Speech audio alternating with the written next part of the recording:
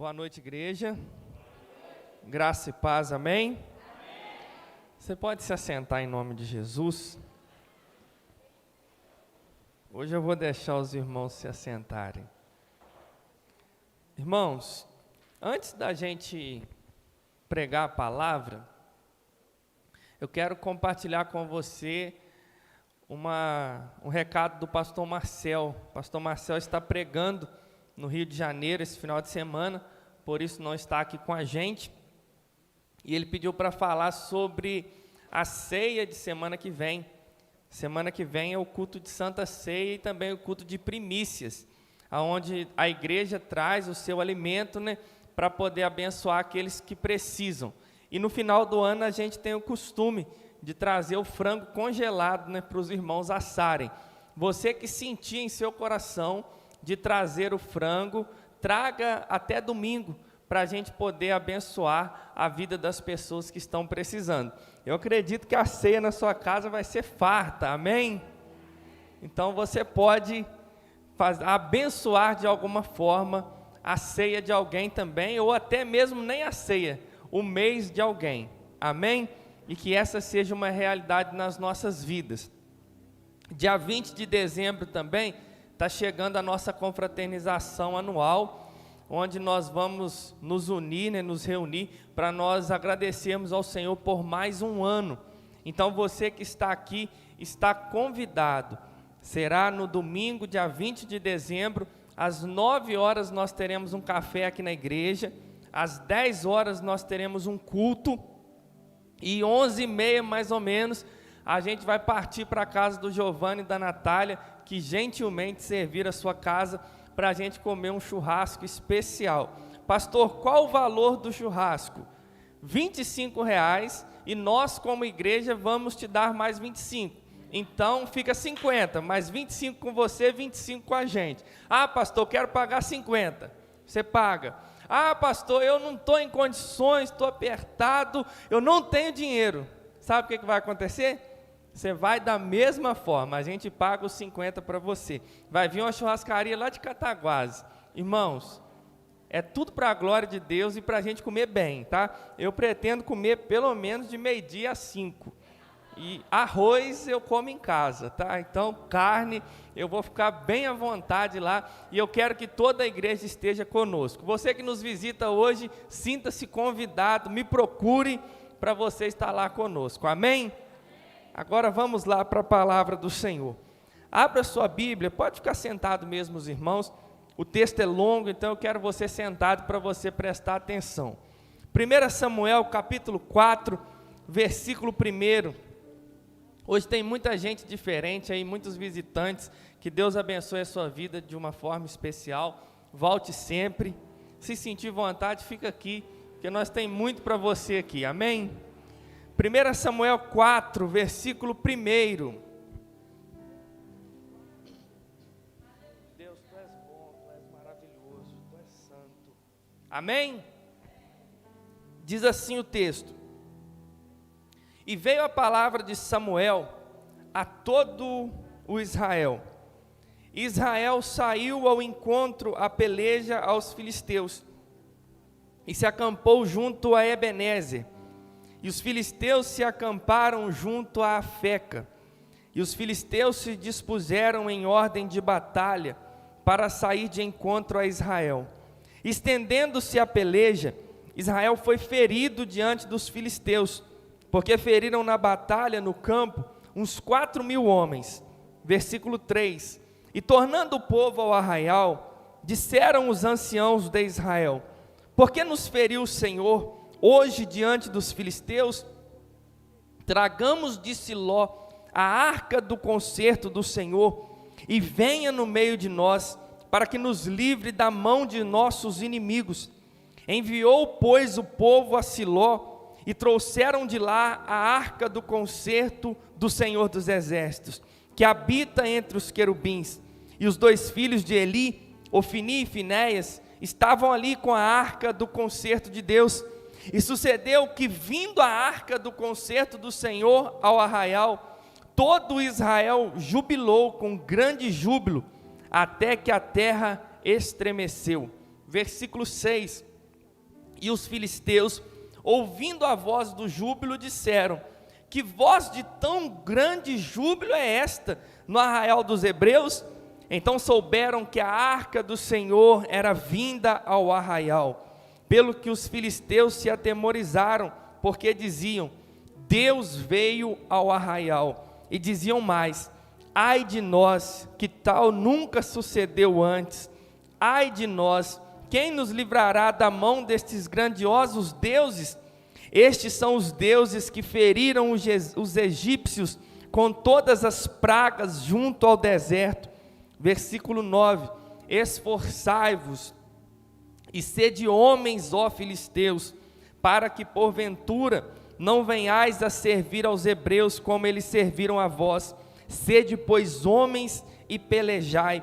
Então pelejaram os filisteus, Israel foi ferido e fugiram, cada um para a sua tenda, e foi tão grande o estrago, que caíram de Israel 30.000 homens de pé, e foi tomada a arca de Deus, e os 2 filhos de Eli, Ofni e Finéias, morreram.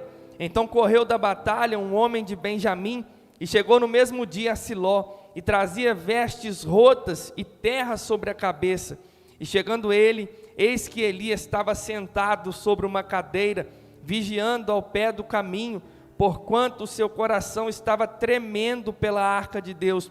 Entrando, pois, aquele homem a anunciar isso na cidade, toda a cidade gritou. E Eli, ouvindo a voz do grito, disse: que voz de alvoroço é esta? Então chegou aquele homem a grande pressa, e veio e anunciou a Eli.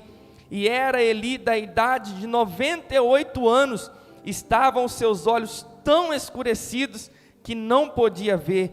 E disse aquele homem a Eli: eu sou o que venho da batalha, porque eu fugi hoje da batalha. E disse ele: que coisa sucedeu, filho meu? Então respondeu o que trazia as novas e disse: Israel fugiu de diante dos filisteus, e houve também grande destroço entre o povo, e além disso também teus 2 filhos, Ofni e Finéias, morreram, e a arca de Deus é tomada. Versículo 18: e sucedeu que, fazendo ele menção da arca de Deus, Eli caiu da cadeira para trás da banda da porta, e quebrou-se-lhe o pescoço e morreu, porquanto o homem era velho e pesado, e tinha ele julgado a Israel 40 anos, e estando sua nora, a mulher de Finéias, grávida e próxima ao parto, e ouvindo essas novas de que a arca de Deus era tomada, e de que seu sogro e seu marido morreram, encurvou-se e deu à luz, porquanto as dores lhe sobrevieram. E ao tempo em que ia morrendo, disseram as mulheres que estavam com ela: não temas, pois tiveste um filho. Ela, porém, não respondeu, nem fez caso disso, mas chamou ao menino e acabou, dizendo: foi-se a glória de Israel, porquanto a arca de Deus foi levada presa, e por causa de seu sogro e de seu marido. E disse mais: de Israel a glória é levada presa, pois é tomada a arca de Deus. Feche seus olhos em nome de Jesus. Deus, muito obrigado pela sua presença. Obrigado, Pai, pela oportunidade que o Senhor está nos dando de nós estarmos na sua casa. Nós somos seres humanos, nós somos pecadores, mas eu tenho certeza que o Senhor marcou um encontro conosco nessa noite. Pai, não foi apenas um convite, não foi apenas alguém que passou no nosso lar para que nós aqui estivéssemos. Eu tenho certeza que foi o Senhor que trouxe cada um que aqui está e cada um que nos ouve nesse momento. Eu tenho convicção, Pai, que o Senhor é Deus, que o Senhor é poderoso e o Senhor é aquele que fala conosco. E a minha oração nesta noite é que o Senhor possa falar através de mim. Faz, Deus, com que a Tua presença flua neste lugar e as vidas que aqui estão sejam realmente impactadas pelo poder da sua presença. Eu não sei, Deus, como cada um entrou por essas portas, mas eu tenho convicção que o Senhor tem todo o poder. Então faz, Deus, aquilo que o Senhor tem que fazer. Move, Deus, da forma que o Senhor tem que mover. Mas a minha oração é que nós não venhamos sair daqui da forma que entramos, mas que no nome de Jesus nós possamos sair daqui transformados pelo Senhor. A minha oração é que através dessa família nós possamos aprender a viver a vontade do Senhor, que nós venhamos aprender a valorizar essa curta passagem que nós temos por essa terra, e que no nome de Jesus, tudo que Satanás tem tentado contra as nossas vidas e contra este lugar, eu repreendo agora em nome de Jesus, e peço, Espírito Santo, fala com a tua noiva, em nome de Jesus, amém. Irmãos, se eu puder dar um tema para a mensagem de hoje, o tema seria o Deus que fala e o Deus que cumpre, o Deus que promete e faz, o Deus que falou e está falado. Tem um hino que eu gosto muito que fala: se Deus falou, está falado e pronto, nem o inferno inteiro intimidará. E olhando para isso, olhando para 1 Samuel capítulo 4, eu vejo que é um dos capítulos mais tristes da Bíblia, porque em seu início morrem 4.000 israelitas, no meio morrem 39.000 israelitas, morre 2 sacerdotes, em seguida morre mais um sacerdote, a arca de Deus é tomada e ainda morre a esposa de um sacerdote. É mais ou menos como 2020, é uma luta aqui, uma luta ali, uma outra luta ali. E eu vejo um capítulo muito triste, muito triste. A Bíblia é feita de alguns capítulos e algumas passagens também tristes, que eu quero ressaltar algumas. Quando Sansão está ali diante de Dalila, e Dalila grita para Sansão, Sansão, aí vem os filisteus. A Bíblia faz questão de citar e falar assim: eu me levantarei como das outras vezes. Só que a presença de Deus não era mais com Sansão, e ele teve os olhos arrancados e animou a festa dos filisteus. Um outro versículo que eu considero bastante triste é quando Jesus chama os discípulos e diz: um de vocês irá me negar. E Pedro se levanta e diz: eu não, ainda que todos te neguem, eu não. E a Bíblia vai dizer que um pouco depois, Pedro nega 1, 2, 3 e o galo canta. E quando o galo canta, Pedro chora amargamente. A Bíblia é repleta de situações que trazem dor, mas juntamente com essa dor, ela traz ensinamentos. E olhando para o capítulo 4 de 1 Samuel, eu entendo que ele é o dia do acerto de contas. O capítulo 4 de 1 Samuel, para você entender bem na sua linguagem, ele é como o dia da fatura do seu cartão de crédito. Você vive o mês inteiro, mas tem um dia que você não pode escapar dele, que é o dia que a conta chega, é o dia do acerto. Tenha ou não tenha dinheiro, vai parcelar ou não, que ele vem, ele vem. Parece que você nem lembrava de algumas coisas, mas no dia que chega a fatura, você fala: meu Deus, e isso, e aquilo, mas isso aqui eu nem lembrava, mas isso aqui era de 8 vezes, mas chegou. E esse dia de 1 Samuel capítulo 4, é exatamente isso, o dia do acerto de contas. Eu e você precisamos entender que teremos o dia do acerto de contas. Você precisa entender que compra, mas tem o dia da fatura. Tem uma loja em Cataguases, né, Marcos Paulo, que você compra 120 dias depois que você vai começar a acertar. Mas lembre-se que você vai ter que acertar. E eu olhando para isso, eu fico vendo que o capítulo 4, ele é o dia da prestação de contas, do capítulo 1, do 2 e do 3. E já trazendo uma mensagem para a minha vida e para a sua vida. Às vezes a gente acha que deu tudo errado. Às vezes a gente acha que esse momento é um momento de dor, é um momento de tristeza. A arca foi tomada, os israelitas foram mortos, o sacerdote foi morto, o filho, a esposa do sacerdote também foi morta. Mas isso foi gradativamente. No capítulo 1, no capítulo 2, no capítulo 3 e no capítulo 4 as coisas vieram para fora. Eu olhando para isso, eu entendo que eu e você precisamos de viver dia após dia. Eu e você precisamos entender que estamos numa curta passagem sobre a terra, mas brevemente nós compareceremos diante de um tribunal. E nesse tribunal nada vai ficar oculto, nesse tribunal nada vai ficar impune. Esse dia vai chegar.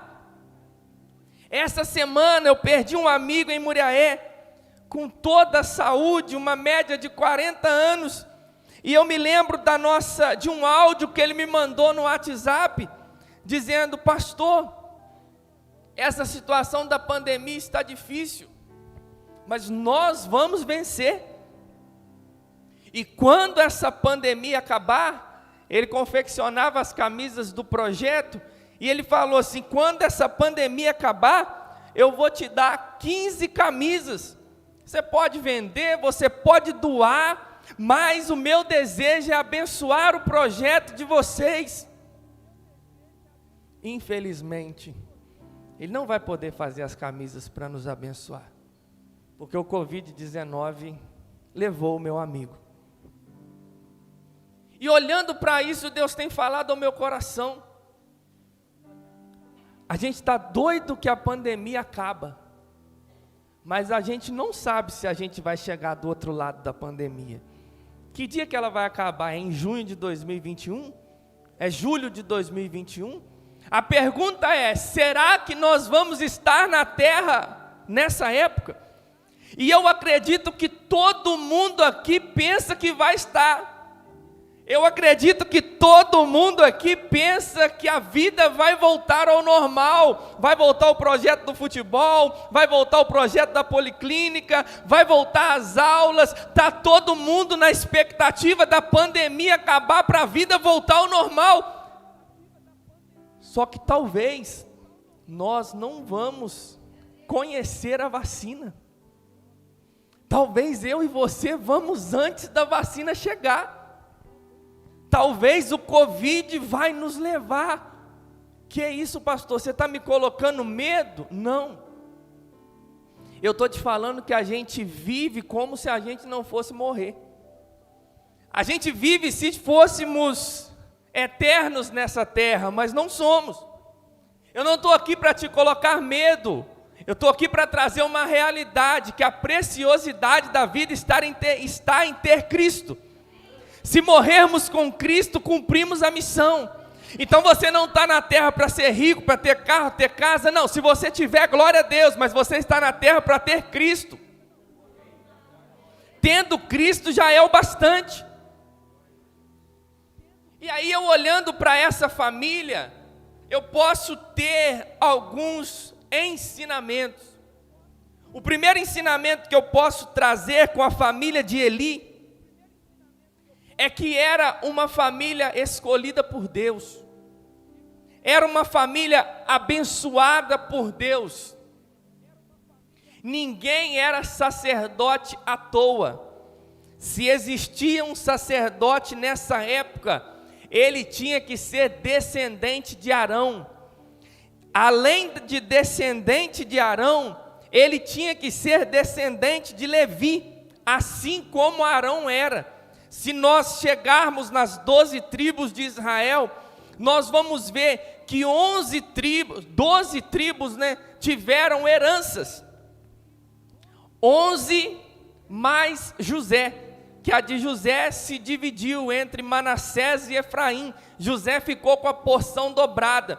Nesse caso, as terras da terra prometida foram divididas em 12 partes. Mas o que me chama a atenção é que Levi não teve parte na herança. E se nós olharmos para Deuteronômio capítulo 18, versículo 2, vai dizer que os levitas não tinham parte na herança, pois a herança deles era o Senhor. Preste atenção, os levitas não tinham terras, os levitas não tinham posses, os levitas tinham o Senhor. Era uma tribo separada por Deus, sabe para quê? Para que as outras tribos guerreassem e eles cuidassem da adoração. Enquanto as outras tribos guerreiam, enquanto elas lutam, enquanto elas trabalham, os levitas cuidavam do templo, os levitas cuidavam do sacrifício, os levitas cuidavam da adoração em Israel.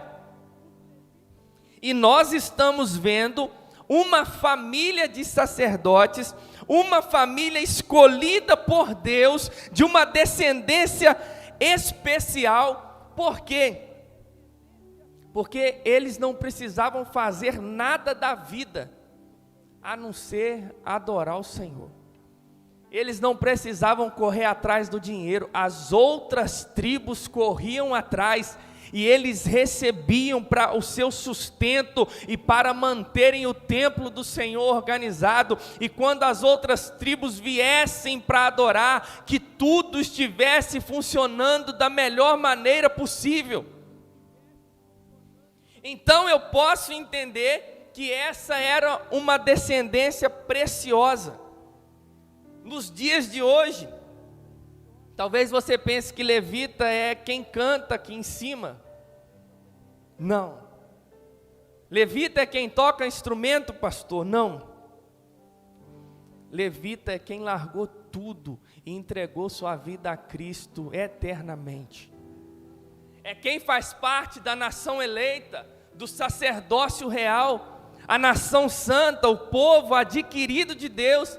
Esses são os levitas, onde ele tem o seguinte entendimento: o mundo lá fora é pouca coisa comparado a tudo que eu tenho. As posses lá fora são pouca coisa comparado a tudo que Deus me deu, porque eu tenho uma herança, e essa herança é incorruptível. A minha herança é o próprio Deus. Herança de terra deve ser uma beleza, mas a herança de ser o próprio Deus, aí realmente não tem preço. E o primeiro integrante dessa família que eu quero trabalhar para você é o sacerdote Eli. O capítulo 2, o versículo 29, vai descrever uma pergunta de Deus para Eli, e nela nós vamos ver duas características dele, que eu quero que você entenda. Era sacerdote, era da tribo de Levi, era descendente de Arão, mas olha só como é que Eli estava agindo. Por que dás coices, ou por que você despreza contra o sacrifício e contra a minha oferta de manjares, que ordenei na minha morada, e honras a teus filhos mais do que a mim, para vos engordardes do principal de todas as ofertas do meu povo de Israel? Preste atenção.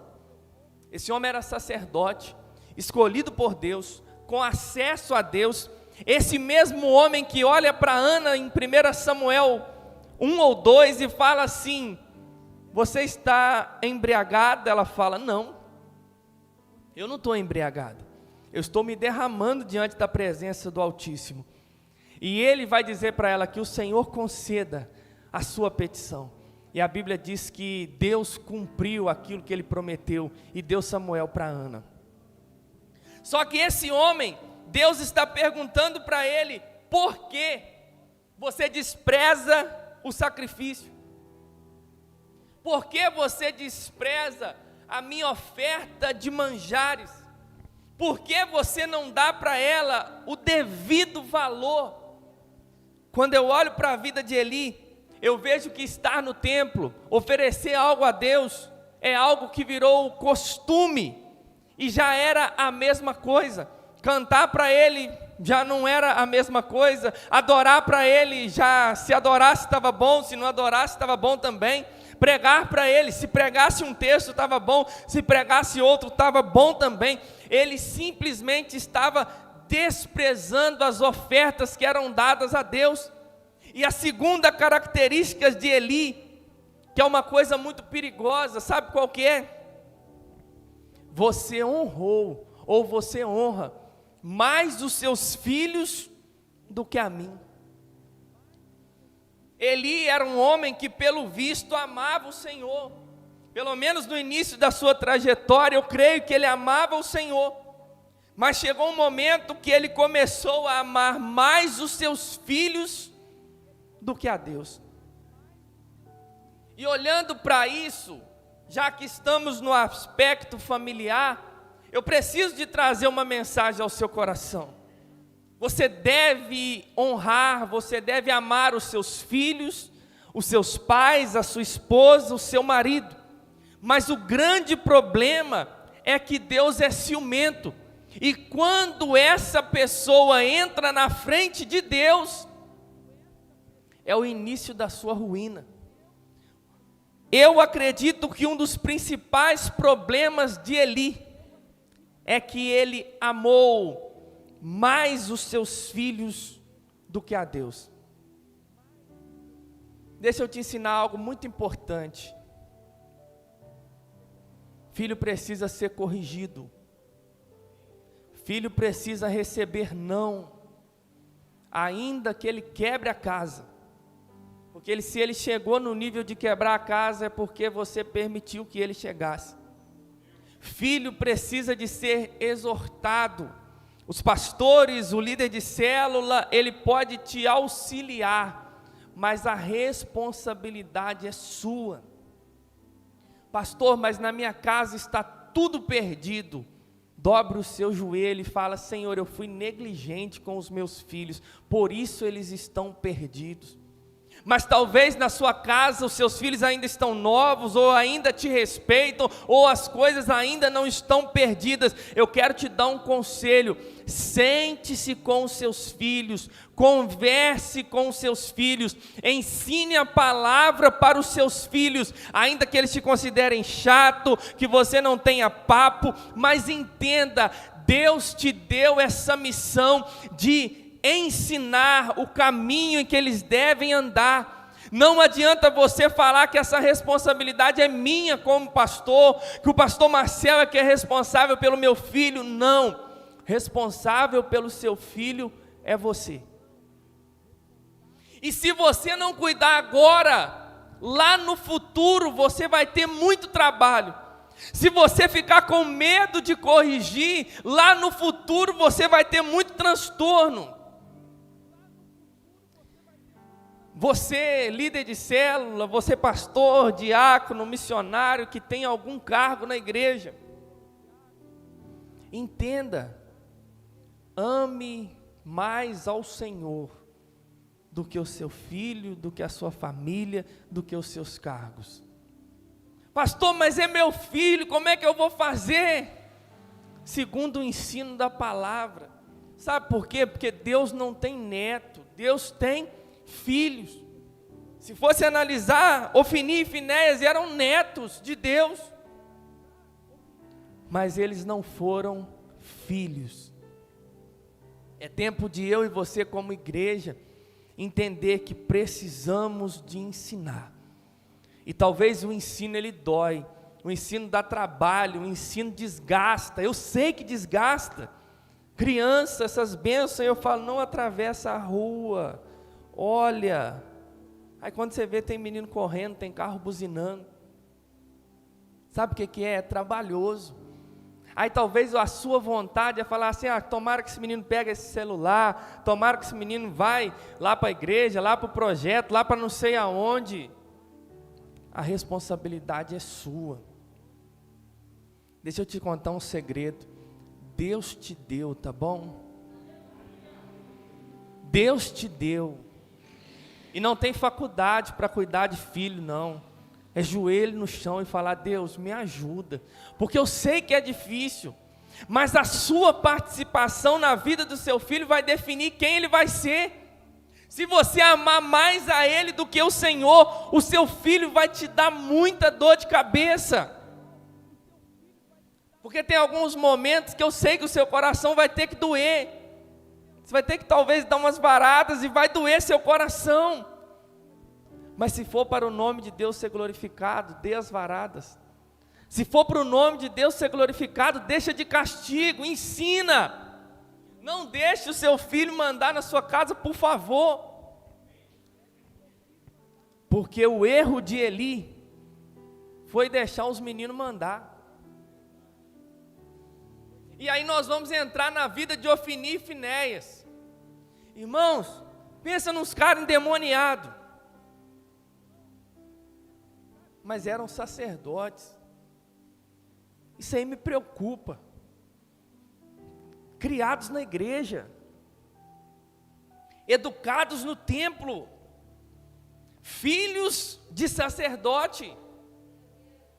Isso é preocupante, porque eu vou falar algumas características deles.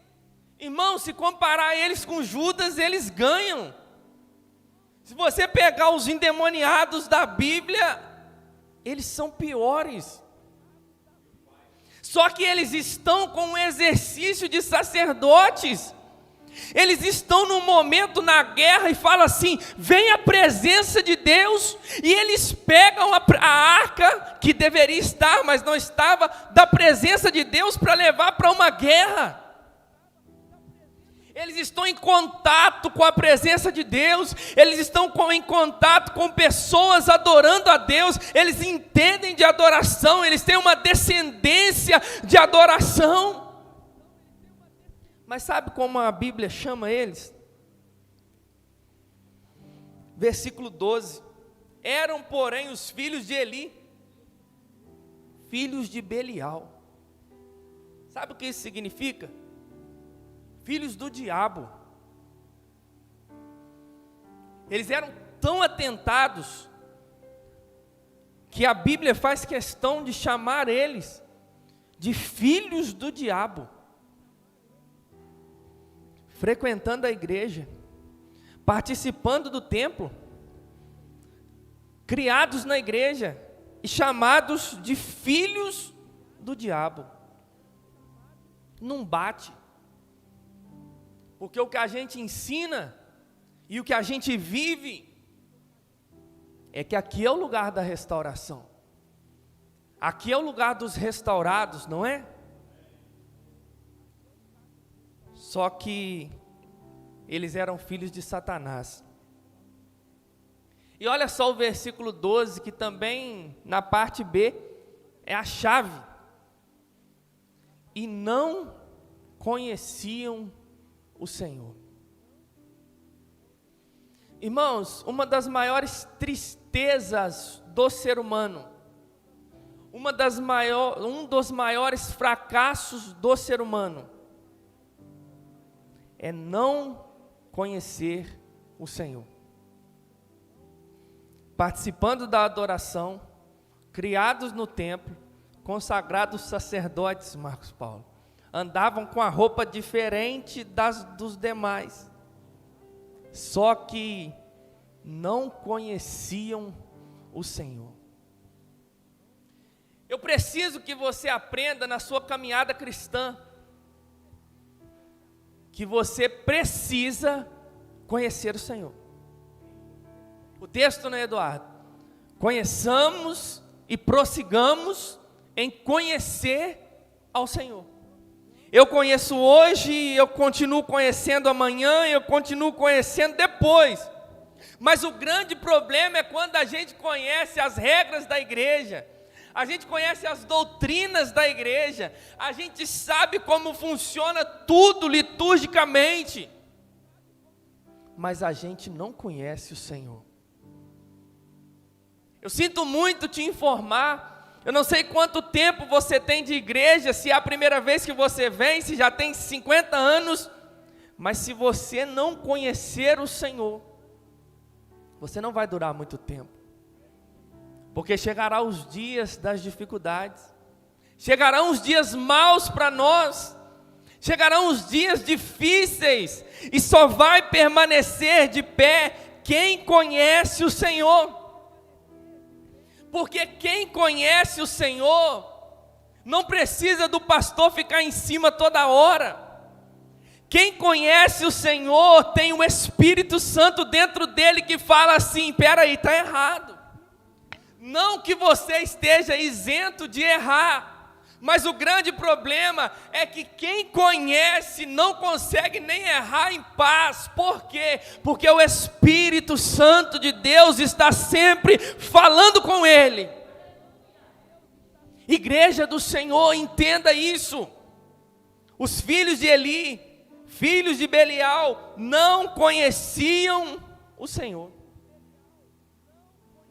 E talvez você já está aqui na igreja há muito tempo, conhece o pastor Everton pra danar, conhece o pastor Marcel muito, mas não conhece o Senhor. Já sabe até como a gente prega, como a gente fala, como a gente anda, mas se você não conhecer o Senhor, infelizmente, você vai viver uma vida aqui dentro, mas uma vida que não glorifica o nome do Senhor. Eu estou aqui para te dizer que vir no culto não é o bastante, nem deixar de vir é o bastante.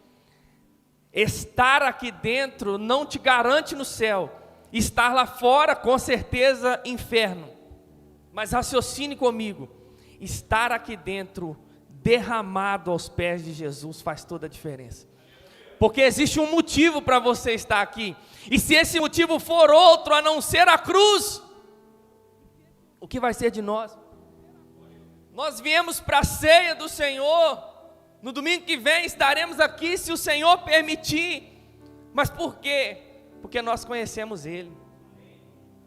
Amanhã você vai ter o seu dia de trabalho, o seu dia de vida, você vai ter oportunidades de pecar e vai dizer não. Por quê?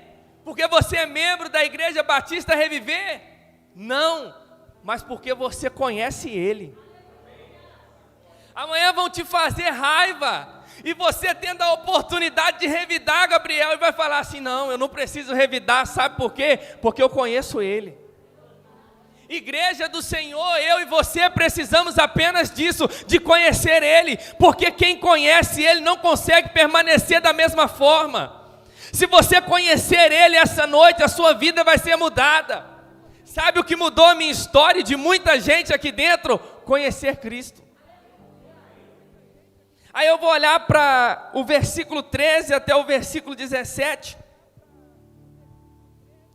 Vai dizer que eles comiam, ou eles traziam para eles o que era para Deus. Eles brincavam com a adoração. A carne do sacrifício, eles tinham o direito, depois que ela era oferecida a Deus, eles poderiam pegar uma parte com um garfo e pegou, tirou, era o bastante para eles. Sabe o que eles estavam fazendo?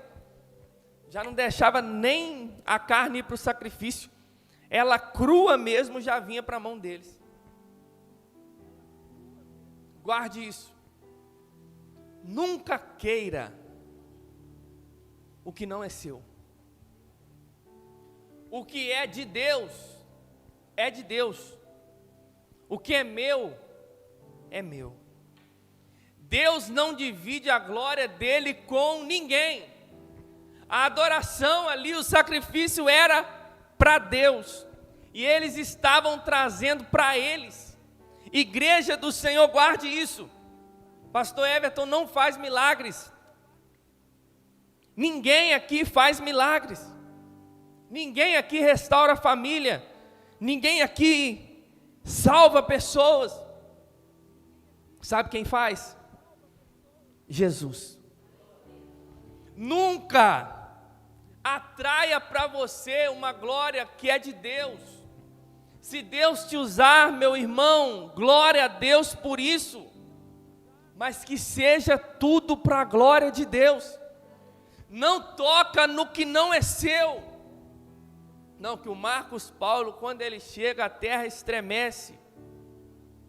Irmãos, se não for a presença de Deus, não adianta nada.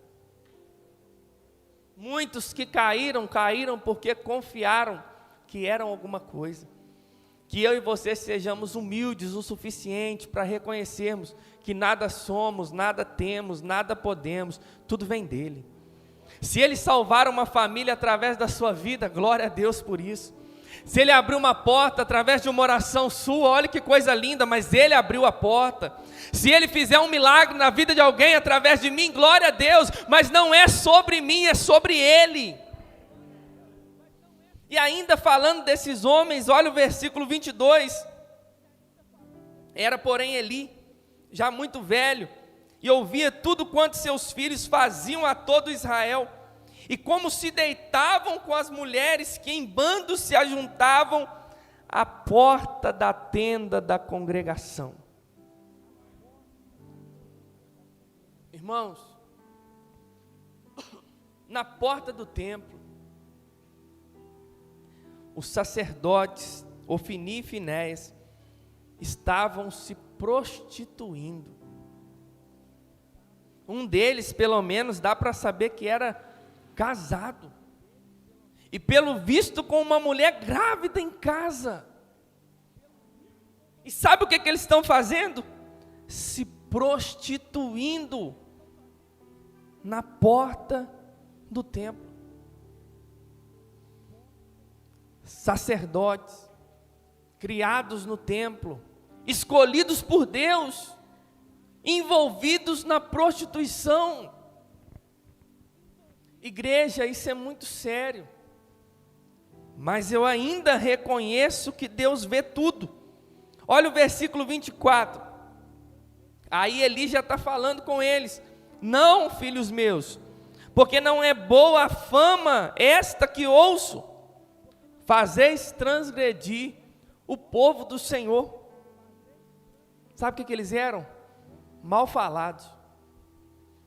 Irmãos, eu entendo, a cidade é pequena, todo mundo fala de todo mundo, entendo que existe muita coisa sem fundamento, mas tem coisa que tem fundamento.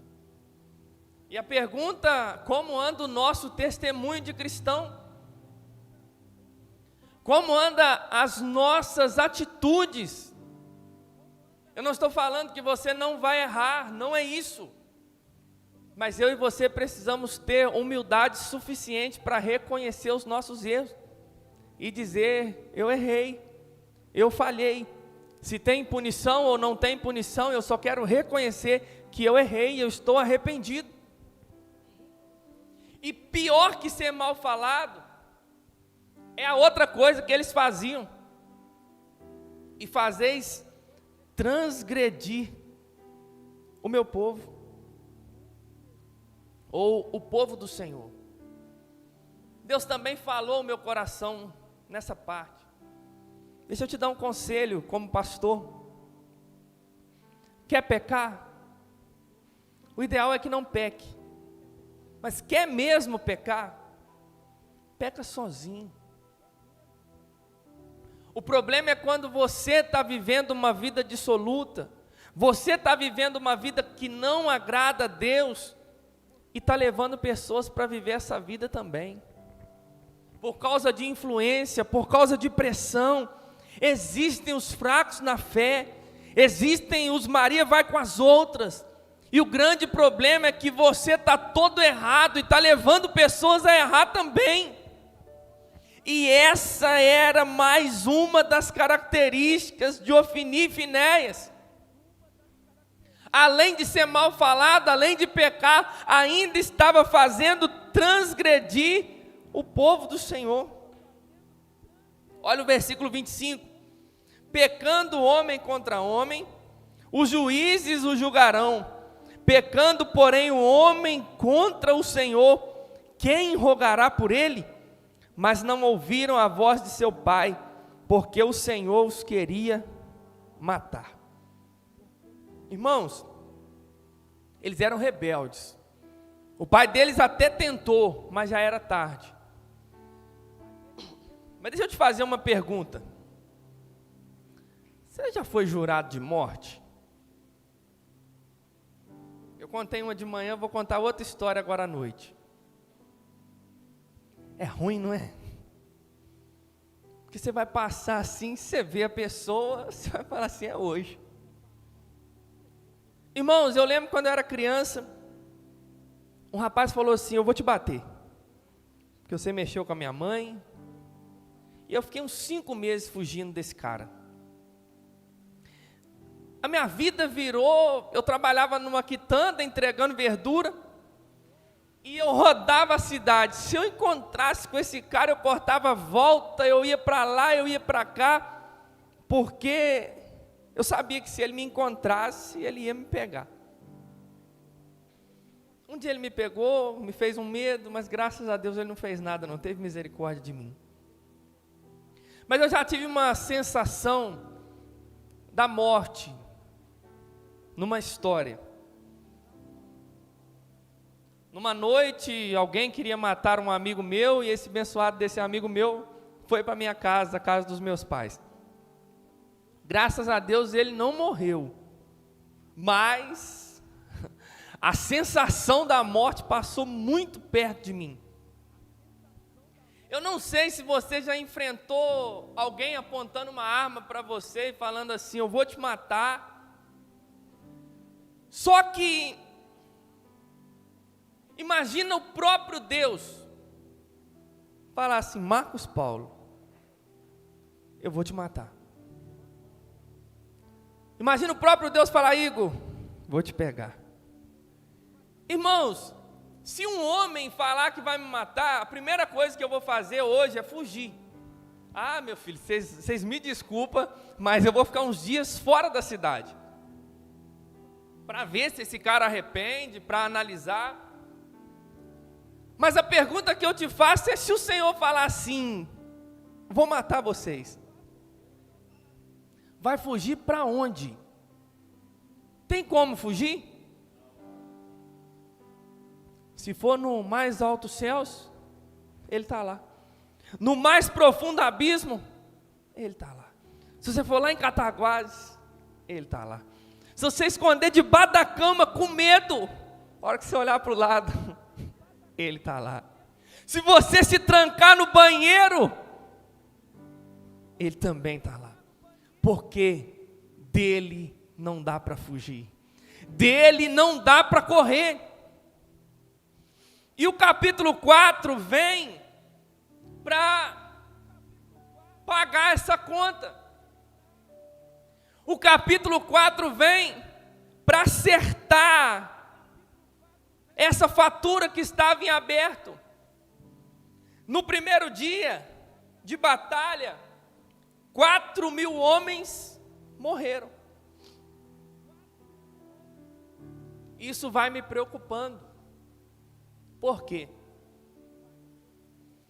Os sacerdotes perderam a visão e o povo está morrendo. Os sacerdotes estão em pecado, 4.000 israelitas mortos, que talvez não tinham nada a ver com isso. Deixa eu falar para você que é pastor, que é líder de célula, missionário, evangelista, diácono, cuidado. Leve Deus a sério, porque tem muita gente atrás de você. Viva com Deus de verdade, não só por você, mas por causa do evangelho que você prega. E nessa batalha contra os filisteus, 4.000 pessoas morreram. Só que o povo já estava acostumado. Os anciãos mais antigos de Israel falaram assim, eu tenho um remédio para essa derrota. Vamos trazer a Arca da Aliança. A Arca da Aliança, o próprio Deus estava sobre ela e ela representava a presença de Deus.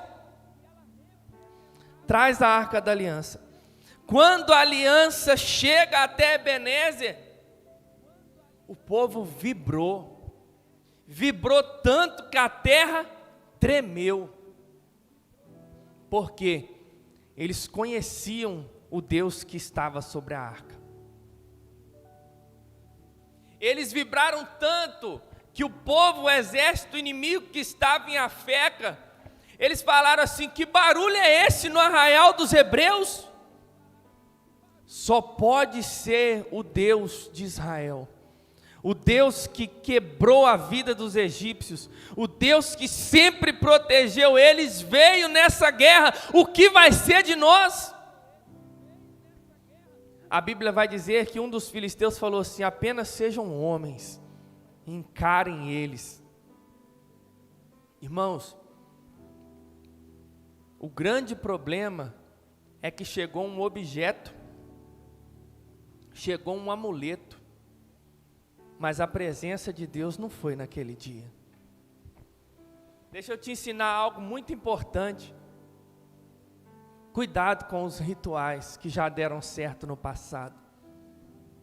Ah, pastor, você simplesmente faz desse jeito assim que funciona.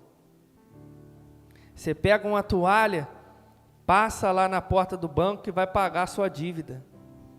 Você pega a toalha e passa no enfermo que ele vai ser curado. Já deu certo uma vez, Paulo passou um lenço lá, resolveu o problema. Você faz assim, você chama o irmão fulano de tal, chama o pastor Everton, que Deus ouve ele, vai lá, ele ora, resolve o seu problema, sua vida vai mudar. Cuidado com isso. Do capítulo 4 para trás, estava tudo errado. Vocês acham que Deus ia nessa guerra? Vocês acham que Deus ia nessa peleja? Deus falou assim: o objeto pode ir, mas eu fico aqui no meu lugar. Porque Deus trabalha com princípios. Deus trabalha com preceitos. Deus trabalha com obediência. Pastor, mas eu vou abrir o comércio, aí o pastor Everton vai lá e ora e acontece. O que vai acontecer é você cumprir os princípios, pagar os impostos, você trabalhar muito. Eu tenho certeza que Deus vai te abençoar. Não, que aí tipo assim, a gente chama o Hélio tem uns boi lá, ele é abençoado, então eu vou pedir ele para orar para os meus que vai abençoar também. Cumpre os princípios, que a glória de Deus vai se manifestar. Pastor, ora para a minha aliança, que Deus vai arrebentar comigo, eu vou virar um maridão, uma esposona. Pastor, eu quero você para me casar. Tem que ser você, porque você é tão abençoado. Não, porque se você fizer o meu casamento, eu vou arrebentar. Se você não cumprir os princípios, não for fiel à sua esposa, se não for fiel ao seu marido, não guardar os princípios e preceitos que Deus te chamou, quem fez seu casamento não vai definir nada. Bravo vai ser quem fizer o seu divórcio. Porque precisamos de princípios. Irmãos, a arca de Deus chegou e não aconteceu nada. O povo vibrou. O povo adorou a Deus, Deus chegou nesse negócio e não aconteceu nada. O exército inimigo ficou com medo, mas não aconteceu nada. Sabe por quê? Porque esse era o dia do acerto de contas. Igreja do Senhor, se é para mudar, muda hoje. Se é para ser transformado, se transforme hoje. A pergunta é: para que você vai esperar o dia? Ou você vai ouvir: vinde benditos do meu Pai, ou você vai ouvir: apartai-vos de mim, porque eu não vos conheço. E eu olhando para o texto, eu vejo que esses sacerdotes confiaram num amuleto, confiaram numa arca, que sempre levou a presença de Deus. Mas tem horas que Deus fala assim: daqui para frente eu estou fora. Analisa a sua vida. Talvez você está querendo a bênção de Deus, irmãos. A bênção de Deus vem com obediência. Ela vem com princípios. Vou falar de forma básica. Se você é cristão, não está orando, não está lendo a Bíblia, não adianta você falar que é Deus, que você não quer. Se você é cristão, não gasta uns minutinhos com Deus. Nem de cristão você pode ser chamado. Você pode ser chamado de membro da igreja, de evangélico, mas de cristão não.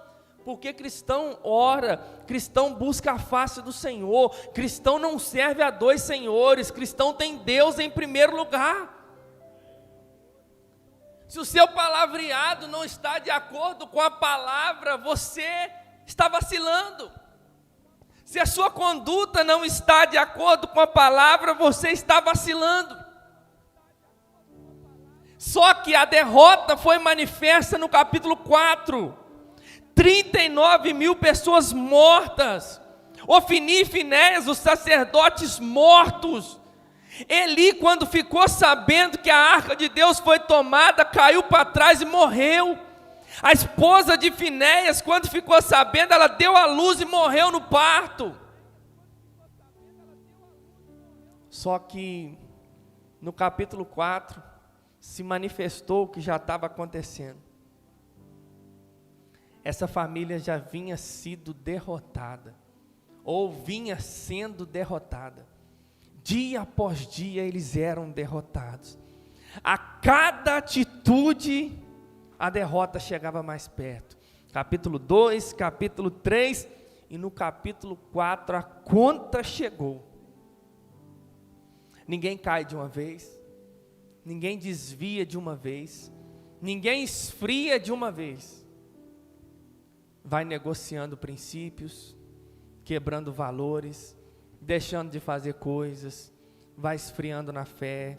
Eu não fazia isso, agora eu faço. Eu não podia fazer isso, agora eu posso. Eu não falava essa língua, agora eu falo essa língua. Eu não ia a tal lugar, agora eu vou. Aí Satanás arma o bote. Quando ele arma o bote, aí ele leva. Irmãos, e para nós encerrarmos, Deus tem o seu tempo de agir. Deus tem o seu tempo de agir. E Deus está de olho em você. Enquanto Eli, Ofni e Finéias brincavam com Deus, Deus preparava uma criança para ser o sacerdote. E eles pecando e Deus levantando Samuel. Eles pecando, brincando, não levando a sério e Deus levantando Samuel. E Deus falando através de Samuel, até o momento que Deus fala assim: chega, já basta, acabou. Eli, chega de brincar. Ofni e Finéias, chega de brincar, acabou. Falei que eu ia matar e matei. Mas Deus levantou Samuel para cuidar do povo. Sabe por quê? Porque Deus tem compromisso com o seu povo. Está brincando com Deus? Toma cuidado. Sou seu amigo, sou seu pastor. Não brinca com Deus, não. A palavra talvez seria: brinca comigo. Faz raiva em mim, me engana. Mas não engana Deus, não. Porque se Ele te pegar, você está lascado. Eu poderia até dizer: brinca com o diabo. Mas não brinca com Deus, não. Porque com Deus é sério. Se coloque de pé em nome de Jesus.